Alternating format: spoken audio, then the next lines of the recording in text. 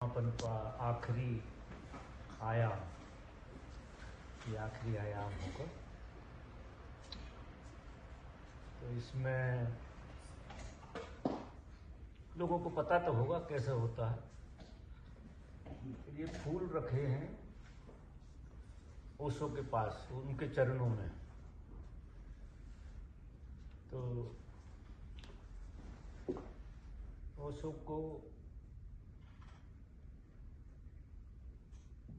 ये फूल जो है ना, सबको बंटवा देंगे।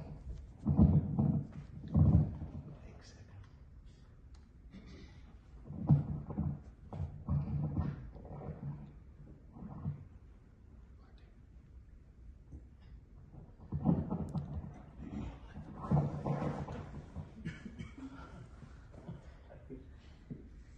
ये फूल सबको बांट देते हैं। फूल जो है ना, सबको अच्छे लगते हैं। चाहे कोई बीमार हो, चाहे कोई नेगेटिव हो, चाहे कोई पॉजिटिव हो, चाहे कोई ईसाई हो, चाहे कोई मुसलमान हो, चाहे गुजराती हो या कुछ भी हो, पंजाबी हो, सबको फूल बहुत पसंद है। और अच्छी घटना यह है कि जो ओशो को भी पसंद थे। तो जब कोई शिविर होता है तो हमारा ऐसा आयोजन रहता है थोड़ा सा कि ये फूल सबको दिए जाते हैं। सब क्या करेंगे कि अपना फूल यहाँ चढ़ा देंगे, ओशो को दे देंगे, और यहाँ से ओशो का जो फूल चढ़ा हुआ है वो उठा के ले जाएंगे। फिर हम क्या करेंगे कि ये फूल हम आपको देंगे, मतलब आप उसमें एक्सचेंज करेंगे। और ये फूल तो बहाना है, यहाँ हम जिए, जो भी आनंद लिया हमने, आनंद का एक स्वभाव है कि अगर वो बटेगा नहीं तो बढ़ेगा नहीं। जितना वो बढ़ता है उतना फैलता है, बढ़ता है। ये उसका स्वभाव। प्रेम का भी यही स्वभाव।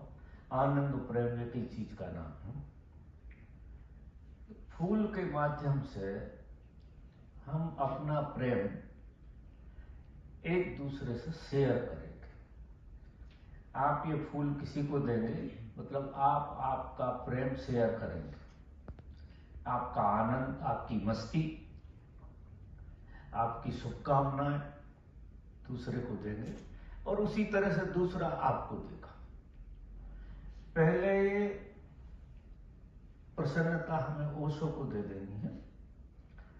तो प्रत्येक व्यक्ति आके यहाँ फूल चढ़ा देगा,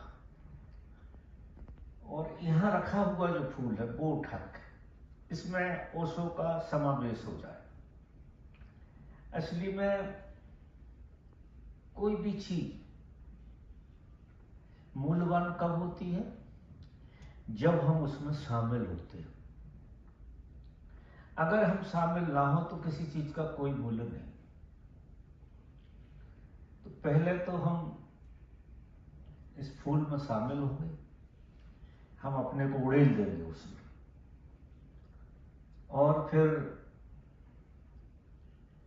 वो माध्यम हो जाएगा और हम किसी को समर्पित करेंगे। समर्पण के भाव से, पूजा के भाव से चढ़ाए जाते हैं फूल। आप एक दूसरे को पूजा के भाव से देखेंगे। जैसे आप मुझे प्रेम करते हैं, ओशो को प्रेम करते हैं, तो एक पूजा का भाव आता है ना ओशो के प्रति। ये तो बुद्धि की शरण में गए हैं। लेकिन जब हम ये समर्पण आपस में करते हैं तो हम फिर संघ की शरण में गए। जो उनका संघ है जो भगवान के प्रेम में है, उन प्रेमियों के प्रति समर्पण का भाव। समर्पण इस जगत की सबसे अच्छी कीमिया है जो लोग भूल गए। समर्पण। पहले तो हम समर्पित इस फूल को ही होंगे। कितनी गजब की रचना है ये, परमात्मा ने क्या गढ़ा है इसे। हम इसको भी नमन करेंगे और इसमें आत्मसात होंगे, और फिर हम एक दूसरे को बहुत मोहब्बत से, शायद कोरोना की वजह से मैं नहीं कहूंगा कि हर आदमी को गले लगाए, क्योंकि कोरोना बीच में है तो उसका थोड़ा ध्यान रखेंगे अपन। तो हाथ जोड़ कर नमस्कार करेंगे एक दूसरे को, और आंख में आंख डाल के मोहब्बत करेंगे। मोहब्बत आंख से ही होती है ना, पहले मोहब्बत आंख से ही होती है। हृदय को भी अगर उड़ेलना होता है तो हृदय को आंख से उड़ेलना पड़ता है। हृदय सीधा तो आप दिखेगा नहीं, कहां उड़ेलोगे। आंख जो है ना, हमारे जीवन का सबसे सुंदर अंग है, और अभिव्यक्ति सबसे अच्छी अगर कुछ होती है तो आंख से होती है। शब्द से भी ज्यादा आंख से अभिव्यक्ति जाती है, और उसका असर भी होता है। सामने वाला समझ लेता है इशारे, आंख का इशारा गजब का होता है। तो हम इस तरह से ये आयोजन करेंगे। जब ये सारे फूल एक दूसरे में, बिल्कुल ख्याल रखना है एक भी व्यक्ति न छूटे जिसे आप प्रेम न कर सके। आज सबको खुली छूट है, सब एक दूसरे को प्रेम करेंगे, और एक दूसरे का प्रेम हम अपने हृदय में लेके, यानी आप यहाँ 40 लोग हैं तो 40 लोगों का प्रेम 40 ही लोगों के पास। अद्भुत होगी घटना, बहुत बढ़िया घटना होगी। हम 40 गुने होते हैं। लोगों से हम कहते हैं कि इस जगत में जो भी तुम डालते हो वो 10 गुना आपको मिलता है। डालो, वो कई गुना होकर लौटता है।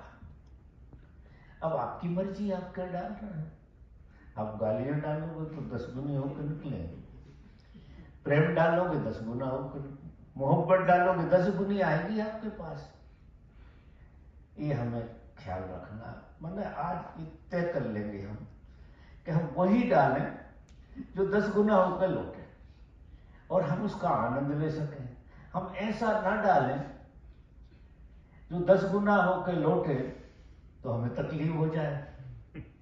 अब तकलीफ आपने ही पैदा की, आपने जो डाला वही वापस लौटते। ये प्रकृति का नियम। कोई भी चीज आप देख लेना, प्रकृति इतनी करुणापूर्ण है कि वो 10 गुने से कम करती नहीं, कभी कभी तो 100 गुना कर देती है। ऐसा हो जाता है, ये प्रकृति का आयोजन है कि 100 गुना भी आपको दे देती है। अगर गहराई से डालोगे तो 100 गुना लौटा है। तो आज हम कुछ ऐसा आयोजन कर रहे हैं, और ये सीख थोड़ी सी, एक संकल्प, एक समझ लेके भी जाएंगे कि अब हमें डालना क्या है। ये फूल सिखाए कि हम वही डालें जो लौटे तो हम मजा करें। आप देखो जिंदगी कितनी मजेदार हो जाएगी। जिंदगी एक सूत्र से बदल जाती है, एक सूत्र से। अगर ईमानदारी से जो हजारों सूत्र कहे उपनिषदों ने, लेकिन एक सूत्र कोई भी फॉलो कर लिया तो जिंदगी पूरी की पूरी आपकी बदल जाएगी। नफरत डालोगे नफरत आएगी, मोहब्बत डालोगे मोहब्बत आएगी। थोड़ा बहुत तो आप लोग भी जानते हो, लेकिन 10 गुना होके आता है, ये पक्का मानना। तो मैं नहीं कह रहा लोभ के कारण डालो, लेकिन ऐसा सत्य है, ऐसा होता है।